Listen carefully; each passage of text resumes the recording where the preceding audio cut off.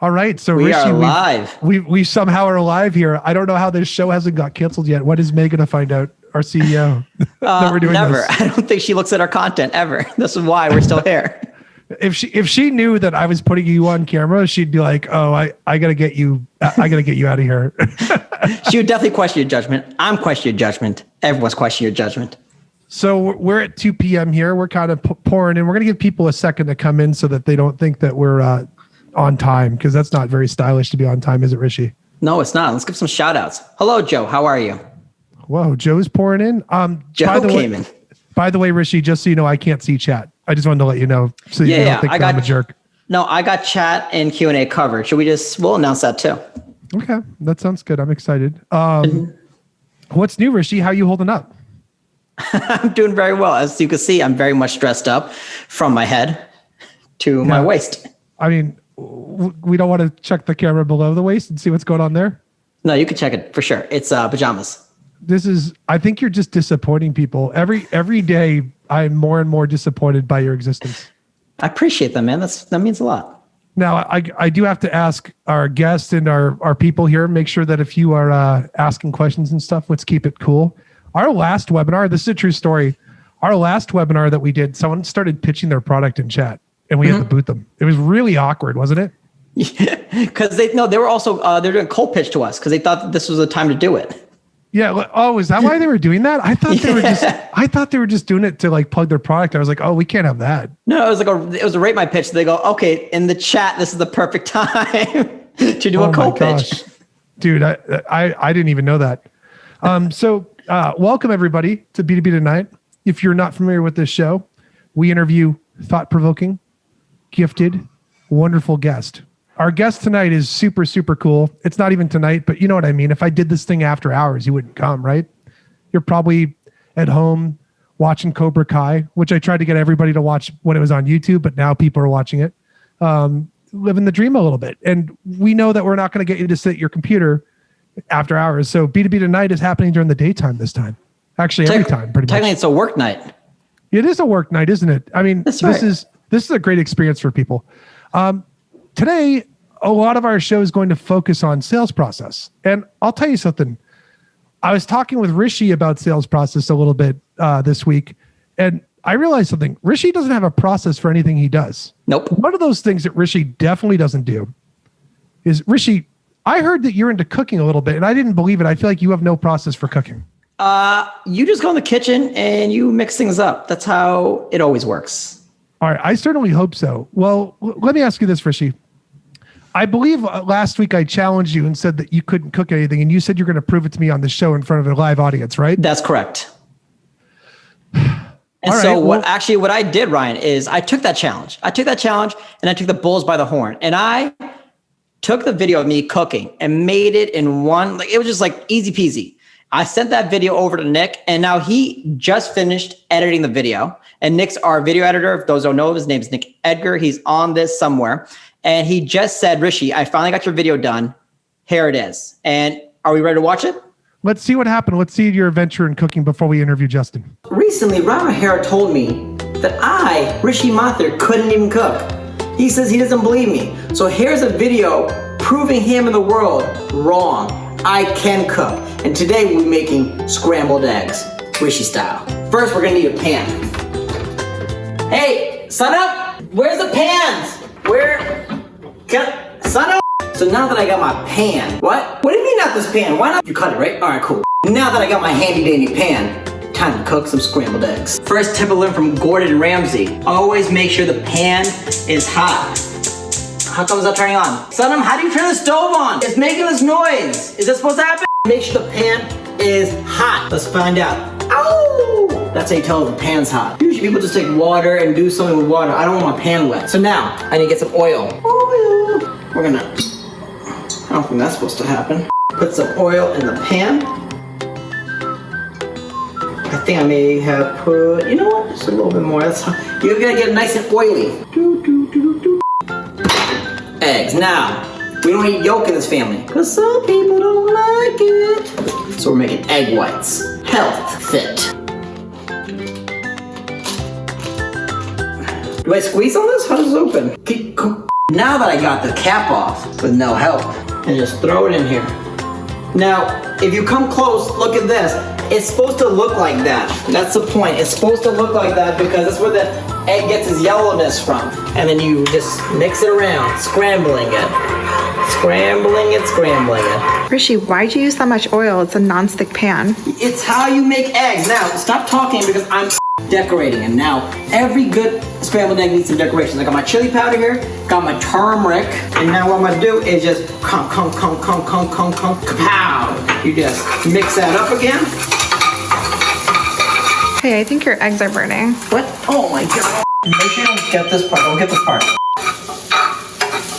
Rishi, your eggs are ready. No, good old scrambled eggs made by me. Let's get a good shot of that. Oh, Sonam, I got you some scrambled eggs. Now, take a bite of that. Oh, I gotta get you a fork. Now, take a bite and just say, yum. My eggs are great. No, it's my egg. Your eggs are great. Oh, thank you. And that's how you make scrambled eggs. Stay hungry, San Francisco. I think you're on mute. You clearly didn't cook those eggs. Are you serious? I have to talk to Nick. This was supposed to be my video of me shining, and it's kind of messed up. Also, you don't live in San Francisco. Why'd you say hi to San Francisco there? That's where the other side of LeadIQ is. So make a watch this finally. All right. Well, either way, let's get to our guest for a second here. I want to tell you a little bit about this guy. So originally for this episode, we had another guest lined up and they had a conflict and we had to backfill. And I panicked for about 24 hours. And this deep from within his soul, just a super kind, good person, came out of nowhere and saved the day for us. I'm really excited to have Justin Mongroo on. If you don't know who Justin is, Justin works at Slack and runs a sales development, business development team there. He does a ton of stuff with sales process and operations to help people. Before that, he's actually been a sales leader at multiple companies, including Conga and Intuit. If you saw my LinkedIn post this week, I talked about one of the things I really appreciate about Justin and his insight is he's actually sold outside of the fake economy. And if you want to be a unicorn in our space, you got to sell outside of tech. And he's done it multiple times. We thought, who better to have on than Justin Mongroo? Let's say hi to Justin. Everyone in chat, say hi. Hey, Justin, how are you? What an award-winning background, by the way. It's great. Thanks. I figured we were talking about leads, so we try to dig some up, but make sure we stay on brand at some point here. It's great. It's great. So, Justin, for people that don't know your background a little bit, how'd you get involved in working at Slack? How did that happen? Slack, I was actually, like a lot of roles, called by some people that had worked with me before and asked if I was interested. At the time, I was really happy with the team and the company I was with, but I saw a pretty incredible opportunity for the product of Slack and what it can do in the way we communicate. We use Slack every day here. Probably everybody in this chat is using something like Slack. Hopefully they are using Slack. If you're not, talk to Justin, by the way. What was your first role when you came into Slack? Like, what were the big projects that you kind of took on to help with process and stuff? When I came into Slack, we had a team that had been built up, and obviously the group that had built that team had done a tremendous job. And the goal was to build more rigor and process and systems to account for the growth that we were experiencing and how do you manage that type of volume. And so the first thing that I thought we needed to put in place was culture. You can't ask people to run a million miles unless they understand what we're all bought into, unless they know that we're bought into them in their careers as well. So it's about building training to show people we were invested in them. That's cool. So before we continue, I actually want to make one quick announcement. If you guys have questions at home or anything, you could put it in the chat, or there's a Q&A section where you could ask your questions and we'll answer them live on air. So what are some things that you did when you were at Conga and Intuit that you're like, yeah, I gotta do this at Slack? Like, these are things that we should just be doing. Yeah, I think everything in the past is great to influence and as a good guiding light. But if you go to stamp everything the same way you did it before, you're going to miss the opportunity. And so the thing that I brought with me that Slack has molded is the concept of how do you onboard your team? How do you look at your relationship with marketing and your cross-functional partners? How do you think about things from a prioritization perspective and be maniacally focused on prioritization, both in the way you engage with marketing and the leads they send, as well as the way you invest in your people that are ultimately going to respond to those inputs? I feel like a lot of companies in tech, no one thinks about this, but the people that are in tech that sell software where you could self-sign up, because you could sign up for Slack without talking to anyone right now, is how do you guys make sure you're not reactive? Like, what's that process like? So if I'm someone that comes in, I started a new company and I fill out and make a Slack, like, what's the next steps? What happens? Yeah, I think it's about balance, right? There's people that are coming to Slack, like you said, on their own. They're aware of our product. They can sign up for free. They can use the trial. And that's certainly a valid signal where we're responsible for making sure they maximize value and are getting what they need to out of the product that will justify a future spend. But there's a whole other group of people that aren't as aware or are aware on some sort of other level. And our job is to really educate them on what Slack does, how it integrates with other products, how we take the whole tech stack and multiply it. And so it's about balancing our calories or our efforts, our activities against both people that already understand and those that aren't quite as fully aware yet. So let's go through a scenario.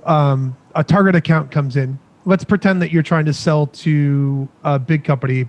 I'm sure you have tons of enterprise customers you can talk about, but give us an enterprise customer you're allowed to talk about, I guess, if you have one.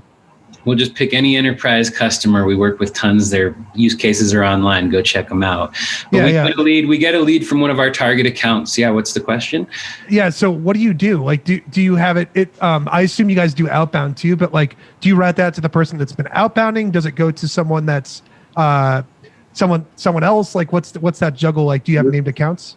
Yeah, so I think there's, so we have target accounts that are named accounts for outbound prospecting. And those target accounts have certain level of criteria about what the BDR and the AE's engagement should be to justify it being a target account. And assuming those come in, those would be worked by the outbound rep. They have the context, they have spoken to other stakeholders and should be able to have really on target messaging.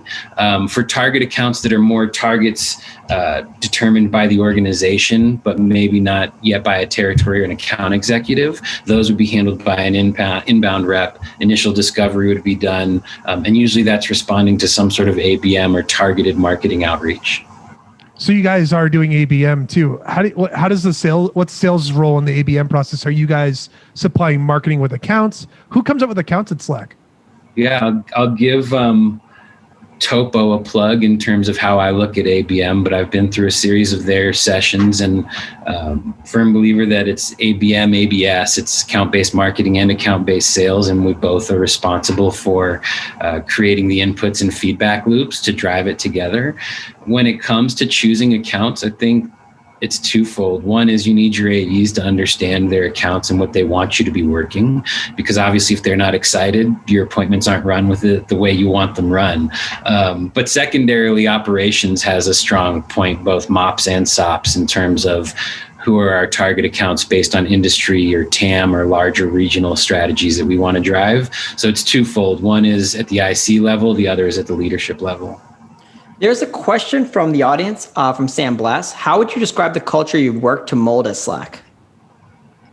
I think for me, it's always about coaching and empathy.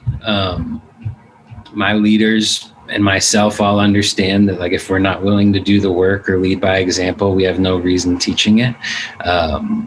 And so I think the culture for us is very much, we say smart, humble, hardworking, collaborative. But those are buzzwords to many. I think for us, right? But let's be real. For us, I always say, I can teach you how to do a lot of things, but if you're not willing to do things, it's going to be really hard for it to be meaningful. And so what I always say is, if you own the will set, we'll own the skill set. And the culture is very much that. I hold my team, my managers accountable for creating the skills that our team will need to win. And I expect our team to execute those skills and be focused on their own improvement and development.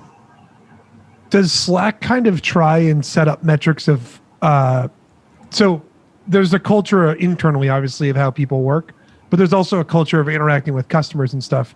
I, for one, have never been on a sales call with Slack. I wasn't involved with our decision-making process when we went with Slack. But when a rep's working, like, how do you guys come across as like, is it more consultative? Are you doing challenger sales stuff? Like, what's the framework that you try to do to be helpful for customers? No, I definitely would say we lead with empathy. Slack is a product where the value is inherent, and it's about understanding that business, what it is that they do.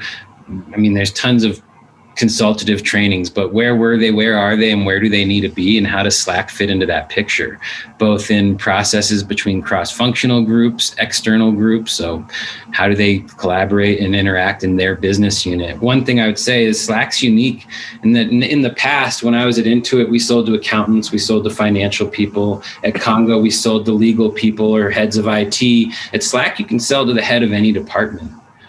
But that means that your discovery is critical because every department and whom they work with inside and outside the organization differs. And so the consultative sale is critical at Slack. Rishi, you want to ask that hard-hitting question? It's pretty good. Oh, good. I want hard-hitting ones. Good. This is hard-hitting. This anonymous attendee asked, what are top inbound and outbound channels?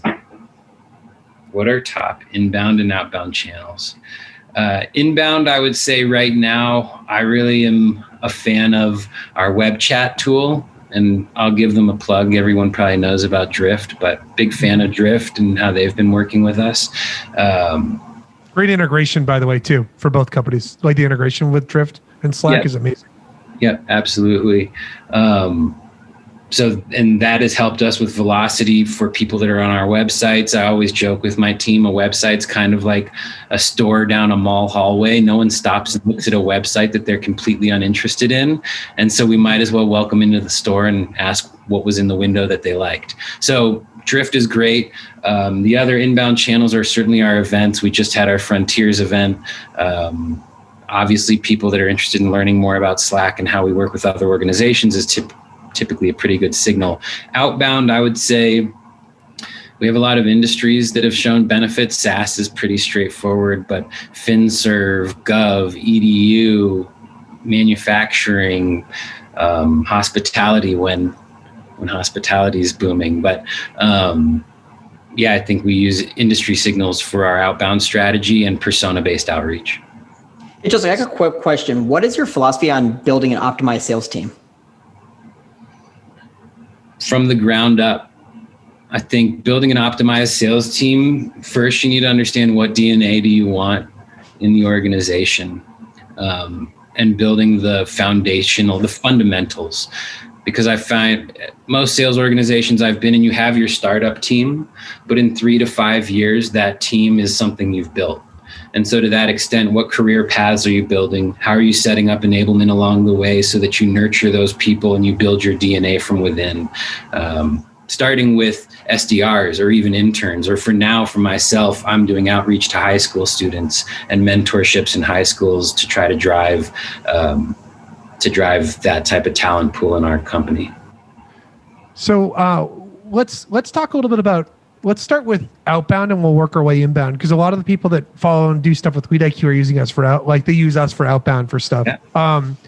What's the outbound process like for you? I mean, it's Slack. Everybody you're emailing already knows who you are. It must be kind of weird. Or everybody you're cold calling is like, I'm getting cold called by Slack. Like, it actually, one of the nice parts, I did some sales training with Google once, and I went to their campus and I talked to them. And it's one of the weirdest luxuries you don't think about is the people you reach out to already knowing your brand. That must help a lot with responses, right? Yeah, I think actually we try to reach out to people that don't know about us, right? The ones that are aware, you're right, we certainly get there. But if we don't know how to change the status quo and introduce Slack to somebody that doesn't know, then we're missing a whole large portion of TAM. But the outbound strategy is a hybrid.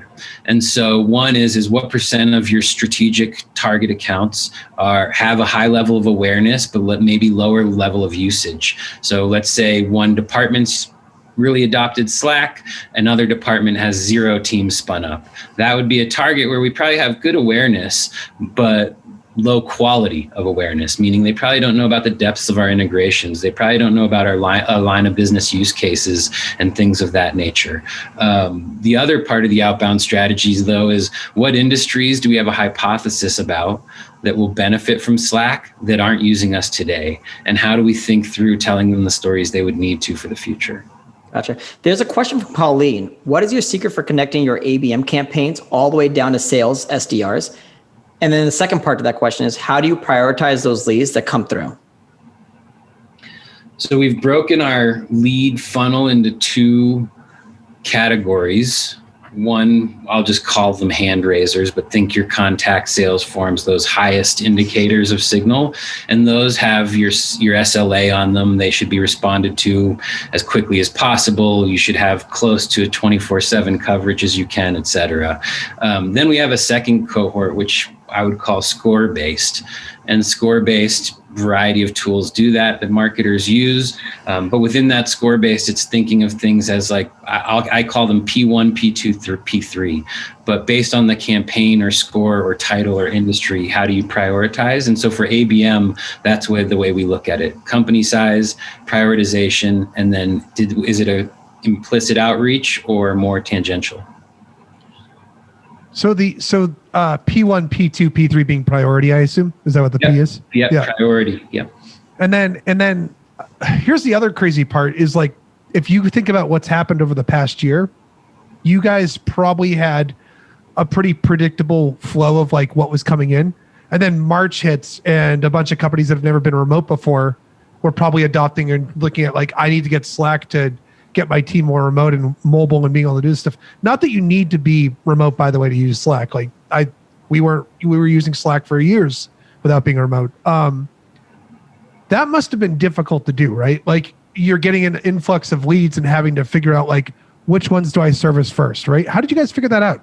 Is that just scoring or is it something else? That was a really hard time, and we did see a surge. I forget what the percentages were, but in the hundreds of percent increase. And it's funny, like anytime you have a surge, this happens on micro scales all the time. You have an event that you normally don't have that all of a sudden is an influx. You run an ad that like, holy cow, this really worked. And the reality is your headcount didn't grow commensurate with that increase. And so the prioritization is critical. Otherwise, you're like this dog running up a hill and sliding back down. And so first and foremost, this is why I start with culture always, is I had a group of SDRs that were really committed to the vision, understood the opportunity in front of us. And without the right motivation and without being quite honest, they worked extra hours. That was necessary. There was no system, no process I could have put in place other than happy people that knew what we were doing and were inspired by this surge. Secondly, it's about putting some things in place for them to prioritize. So the way we did that first was with our scoring model. They can simply sort by the score and start there. The second variable we used was title to triangulate high title. And then the third priority we used was ACV or existing spend. You know what's weird is I never thought of the problem of you go get like a huge company on, not everybody's using Slack. You have to think about expansion too. When you guys work that, do you treat an account, let's say you get, I'm making a example. Let's pretend you got LeadIQ, but you only got our finance department using us. And we had lots and lots of employees and stuff. What's the play? Do you have account managers that try and expand the account, or do you have SDRs that treat it as if it's just a completely separate account? Like what's that approach like? So for our, we'll call them enterprise plus, mid-market plus at most companies.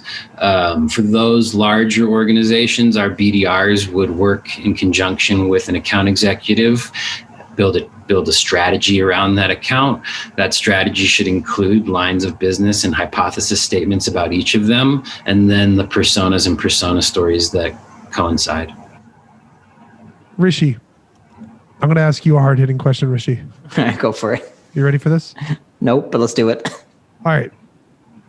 If you had a big lead surge come in, Rishi, and you had an existing account, how do you how would you approach it, Rishi? And I'm asking this because I want to link this to sales enablement for a second. That's where we're going with this in a second. But how would you break into an account? Let's pretend we had a big customer and you wanted to expand it, Rishi. I want to know what you would say in a cold email or cold call when they're already a customer. When they're already a customer. Yeah, what would you do? Hey, what's up, bro? Want to expand? Oh my God. So let's talk about sales enablement for a second. You obviously have to make playbooks that tell people like, this is a guide and how you do this and how you approach it. Here's some customer stories and stuff. Who does that at Slack? Is there like a sales enablement team or is that you? We have a sales enablement team. We have content team for marketing that works and use HighSpot to organize a lot of the content around different initiatives. Yeah. But I would say we also, I'm a big fan of buy-in and including our team in building those. So one of our intern projects this year was building a matrix of use cases by value stories as a quick way to identify links that reference back to HighSpot. But our team builds a lot of that with cross-functional partners. We have that trouble here. Like people that know LeadIQ or come to our stuff and they're probably like, I don't know what you guys do completely. I think we actually are not very good about communicating all the success stories we have with customers. How do you find those stories and figure out like, is it a culture thing where you're like, hey team, you hear any good stuff, write it down and let's figure out how to make it into a story, or what do you do? So yes, those are the documented ones. Certainly in negotiation, one of the negotiation levers is often logo rights or stories or references, things of that nature. I'm sorry to do this again. I'll plug another tool, but we use Gong a lot. Yeah. People want the tools here. People love tools. So don't worry. Within Gong, we'll use Gong to tag stories, and then we will let in some of our enablement sessions, I think it's monthly at this point, once a month, we do use case and storytelling across the team. We'll have them listen to some stories, listen to some Gong snippets, and then come and bring their own. And that's one way we drive tribal knowledge of stories across the team. Hey, Justin, quick question. So what is the best performing content you guys do for Slack? So what kind of collaterals drive the highest conversion for you? And then how do you measure that? You're going to hate this answer. Hyper-personalized emails. Yeah, we love it, sir. Are you kidding me? That's like everything we're about. So hyper-personalized emails on the outbound end is the biggest way to drive, or hyper-personalized? On the outbound end, I would say personalization at scale on the inbound end. But yeah, hyper-personalization is our highest converting. And then Rishi, I think the way we lead up to that is through the stories and use cases we share. So it's about creating, you brought up Challenger Sale. I think Challenger Sale says teach, tailor, take control. I don't necessarily use that in our talk track, but in email content, you can teach through creating awareness, use cases, persona-based content, tailor it to the individual, their role, where they are in the company, and then ask for time with a personalized outreach. Sweet. You said you guys personalize the scale. So how does your team manage to personalize the scale? And then what technologies help you scale that? Okay. So we use SalesLoft, another tool. And in terms of SalesLoft, we have certain steps within the cadence where we have, I think the team calls it programmatic personalization or something to that extent, but it's research that we can do at scale and that we can insert with ease. And so that's more on the inbound volume approach. We also play around with where we put that step in a cadence and try to dig into the data around that. What are you using for research when you are doing your personalization? Is it LinkedIn? Is it SalesNav? Is it some other data? Hopefully, I'm sure there's probably a competitor use of ours too. But like, what are you doing for research? Certainly LinkedIn, SalesNav. I think some of the team use what's it called, Owler and Crystal Knows and some of those tools. And then because we do sell to large enterprise companies, we look at public filings and 10Ks. That's smart. How do you go through publicly traded information? Is there a provider you use that aggregates summaries of those things? Or do you guys literally download a PDF and read the whole transcript? Like, what's that like? Learn Control F in your buzzwords. We're having problems with, are you just like Command F communication, Command F collaboration, Command F siloed? Like, you can look at things like that. You can look at digital transformation initiatives. You can look at what types of roles they're hiring for. So you can scan on LinkedIn to see if they're hiring Slack admins. That's usually a good indicator. Anything with synergy in it? No It's technically synergy. synergy. It's technically synergy. That's one of those buzzwords we're not allowed to use, right? Good. You gotta be careful with Rishi. He loves buzzwords. Look at him. I love them. Actually, there's a question from Colleen, real quick. What lead scoring tool do you use? Sorry, what's that? What lead scoring tool do you guys use? We for better or for worse have built a proprietary one right now. Ooh. I feel like can we ask a couple questions, or is it too much? Will it be too much detail? It's not like for market. It's just for our internal use. Yeah, I know. I mean, can we ask about like what inputs you're looking at? Sure. Yeah. So, what inputs do you look at for it? So, if someone's using a lead scoring tool and not building something on their own, they probably could replicate a lot of the stuff with a lead scoring tool. Yeah. There's kind of two things that usually you see companies look at: things that are tied to activity and things that are static, tied to traits and characteristics. Yeah. Is it both those things, or are there other secret sauce things that you're including? So I look at it as a quadrant, and I think what are the buzzwords for Rishi? We use fit and engagement. There you go, Rishi. So fit would be the static ones, engagement, like you said, Ryan. Yeah. And fit and engagement create then a quadrant, right? And so you have your fit score on one axis, your engagement score on another. And obviously where you have both aligned, that's hyper-focused, point your inbound team muscle at, point your resources at. Then you have maybe high fit below engagement. This is great hunting ground for a BDR or an AE team. And then you think about things below the line, where maybe there's a good fit from an industry perspective, but no engagement, no title, no good persona. That's great nurture field for marketing to do either account-based outreach or otherwise. I just got cold called while we're in the middle of the show. I know, because the person's been leaving me voicemails and I haven't got back to them yet.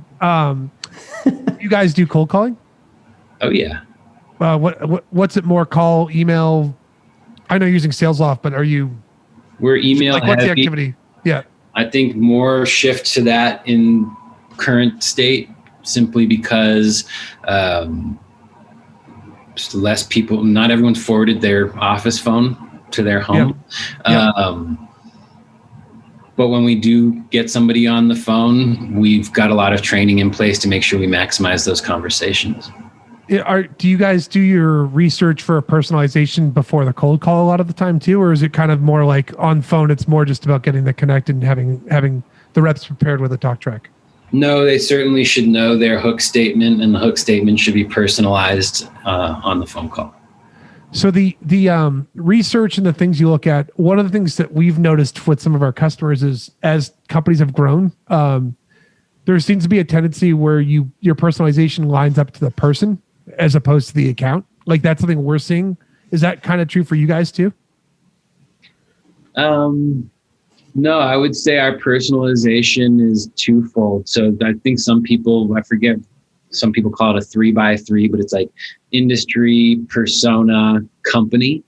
Yeah. In personalization, you can either put all three of those together or some sort of combination therein. And so I don't think it's not consistent for every account. It's more based on what we find in the research. Yeah. And the personas that you line up and the value propositions, I'm assuming those are coming from the customer stories your team's collecting, right? Correct. So there's a question from Lindsay. You mentioned not using this Challenger for talk tracks. What sales methodologies do you recommend or do you use? So I want to make sure I'm a big fan of Challenger. I just think in my part of the sales motion currently at Slack, it's not as applicable as it would be maybe in our SMB segment. So big fan of Challenger. Right now, I probably train mostly winning by design, coupled with some Sandler, and certainly you wouldn't be holistic if you didn't have John Barrows and Morgan involved there too. But I think our system is really closely aligned to winning by design. So one of the things I think we wanted to talk about a little bit too today is what do you measure reps activities every day? Like, do you have an activity goal, and what are you measuring for your reps? I'm not much of an activity based leader. I always tell my teams, like, we'll look at activities, but activities are something we should look at as a function of results and outcomes. And so, yeah, we have rough activity metrics. Certainly it's something that we'll look at, but I always tell my team, I've never looked at a number and made it change ever. Yeah. So Running you care sales- more about the output? You're basically saying like the outputs. I care more about the coaching and training. So focus on their execution, how they do it, how we're improving that. And then we'll look at the numbers afterwards as a way to pivot our coaching and training. So question from the audience is, what's the best approach to target audience top down or top up? I mean, user, influencer, decision maker, or vice versa. Cool. Let's put that into two different questions, Rishi. Start with the first half and then let's do the bottom up. Is that cool? Yeah. I want to hear both answers actually for us. We're dealing with this too. Great question, by the way. So the first half, what's your approach top down? And then we'll do bottom up after, if that's okay, Justin. So essentially, how do we navigate the power line from C level down? Yeah, let's start with that and then we'll flip it afterward. Yeah. Yeah. So I would say when we will start with C level in some scenarios where we have account-based intel, where we already have some sort of knowledge, where there's some sort of media or some other research that's indicated that is meaningful.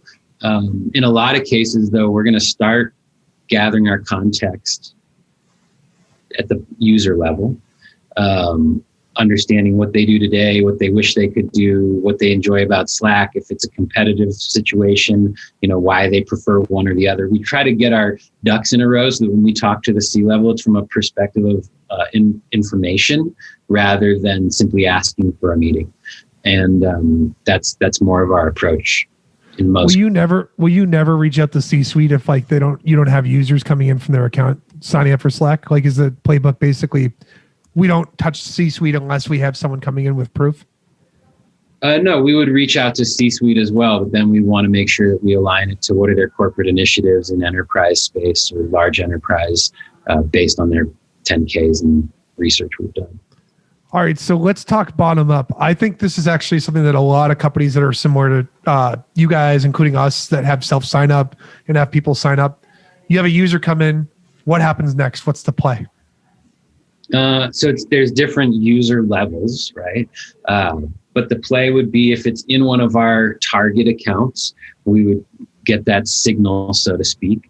And again, our motion starts with empathy. So if somebody just signed up with our product, probably should make sure they're getting value out of it and understand why they signed up for it and what they were hoping to get through the course of that conversation, understanding maybe areas of the opportunity they didn't know about, and then trying to leverage that for the next conversation.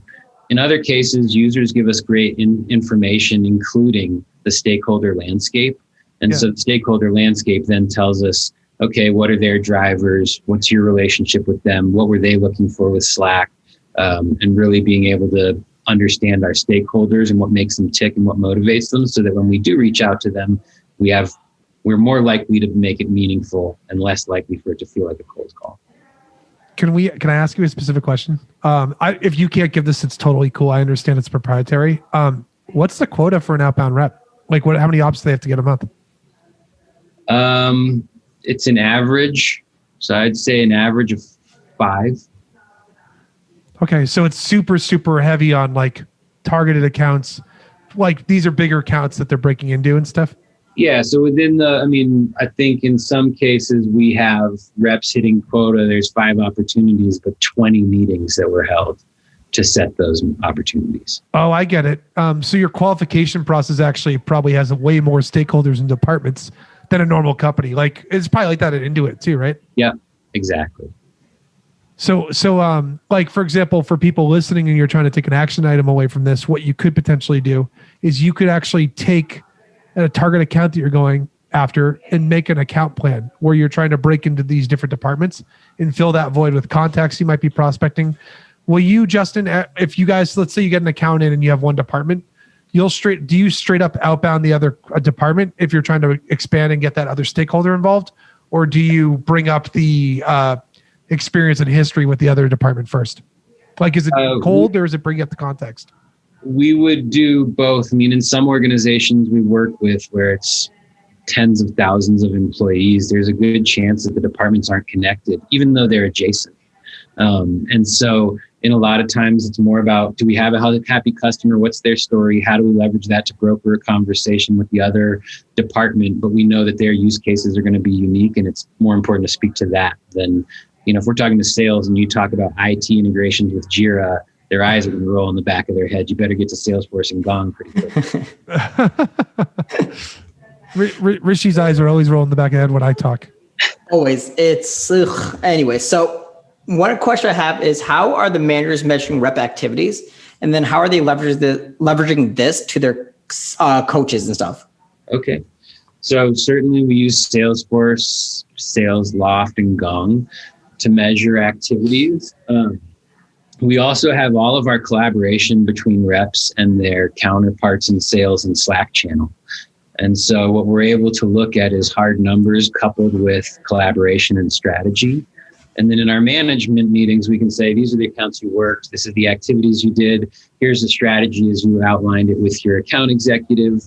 Let's talk about the execution, or let's talk about where our conversion dropped. And again, it's either, I said we borrow from Winning by Design. They have a framework: results, effort, knowledge, skills, REX for coaching. And I think our team uses that linearly in their one-on-ones. Great question, Rishi. Did you come up with that on your own?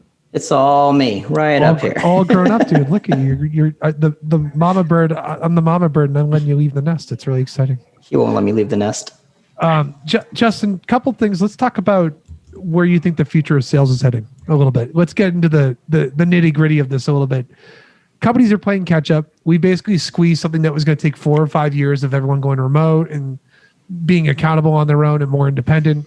I think one thing we're seeing culturally is a shift of your personal and professional life are kind of meshing together because of COVID and stuff.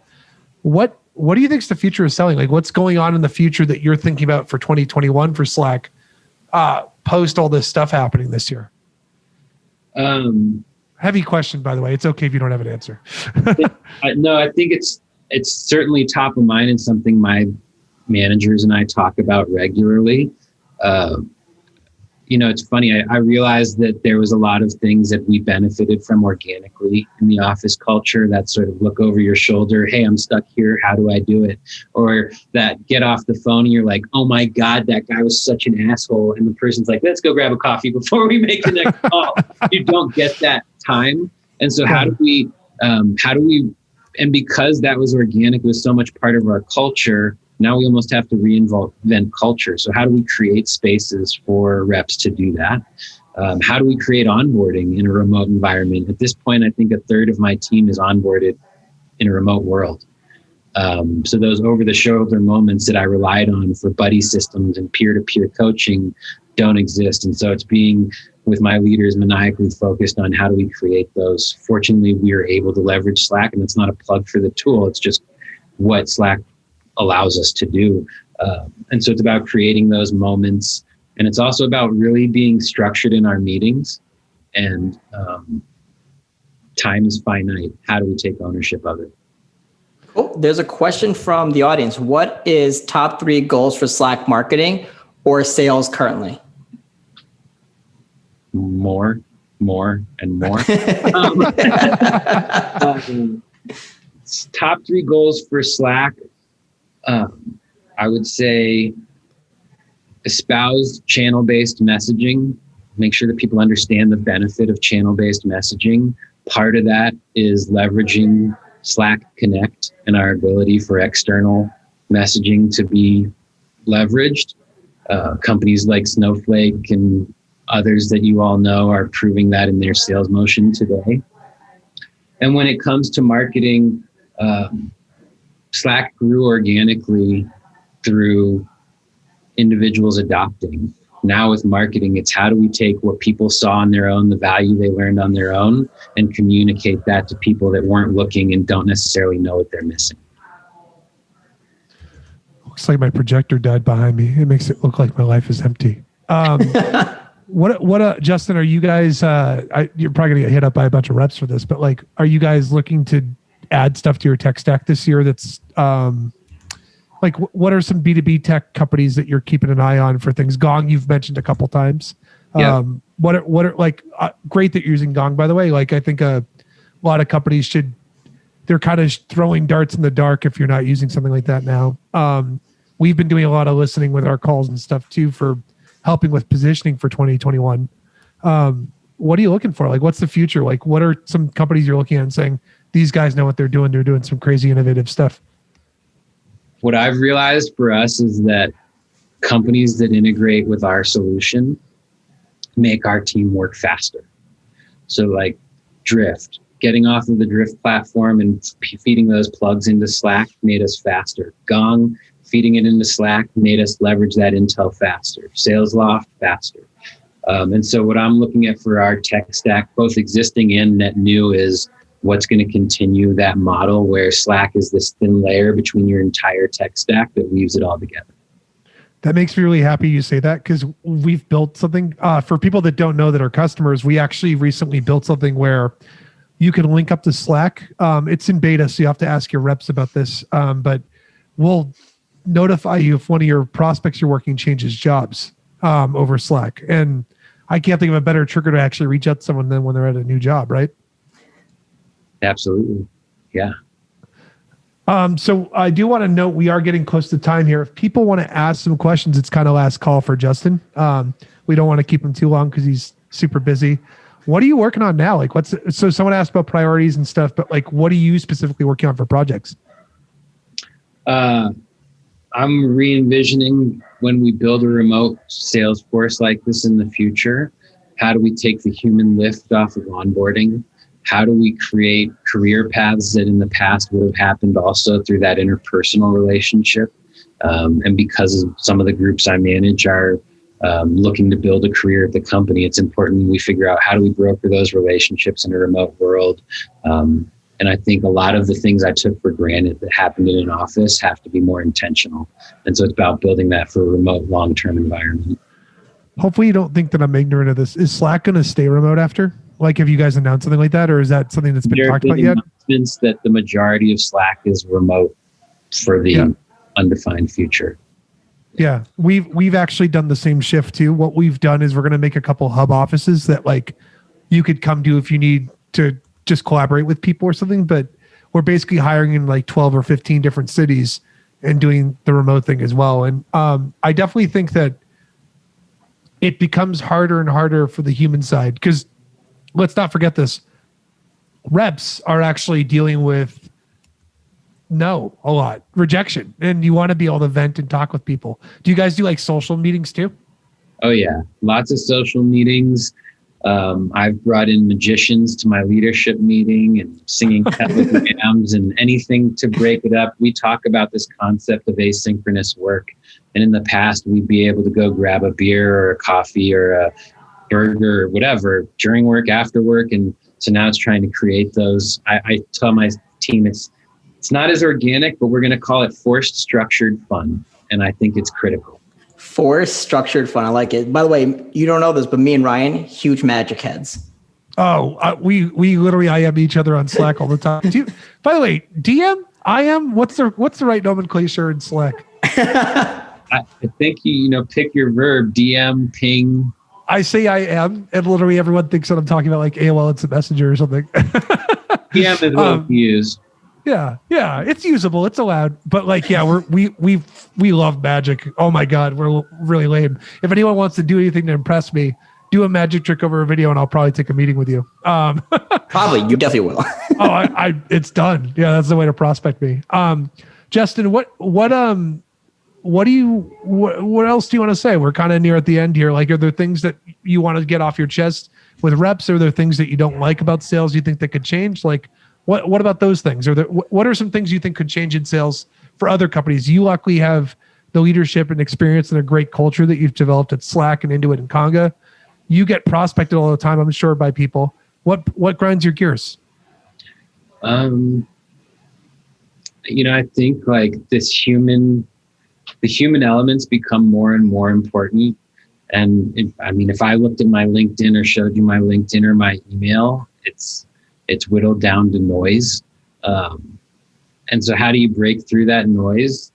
Meet me like a human. At the end of the day, I'm stuck in my house and wearing elastic waistbands just like the rest of you probably.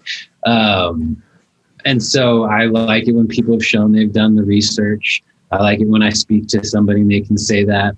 I had somebody from a sales organization reach out to me the other day, and he was able to talk to me about Slack and how he'd used it personally in the past. And it was just obvious that he did something extra.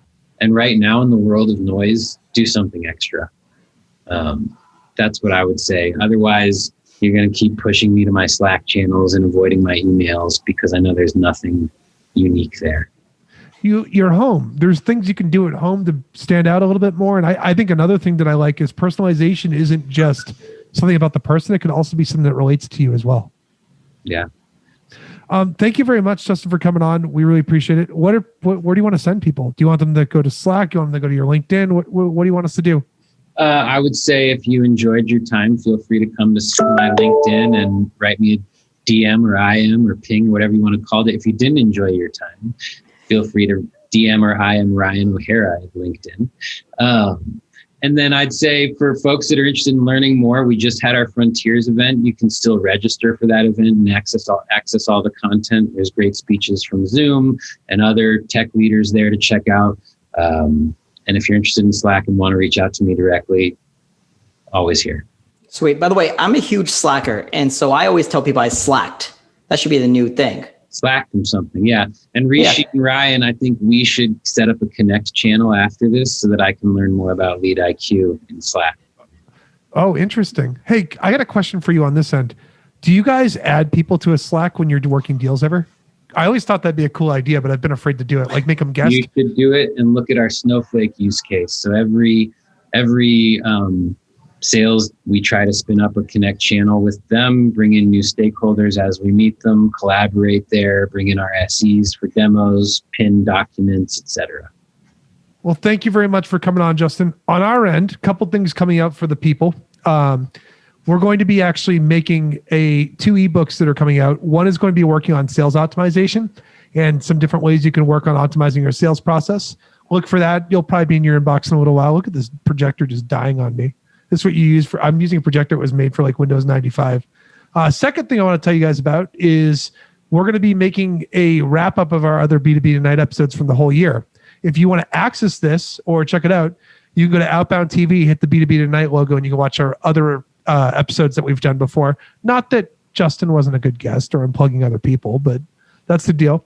Rishi, what do you want to tell the people? Do you just want to say goodbye and get out of here, or what do you want to do? I actually do. I want to say thank you so much, Justin, for coming on, and take care. Yeah, Justin, you're a great person. Thank you for doing this. We really appreciate it. Thank you, everyone.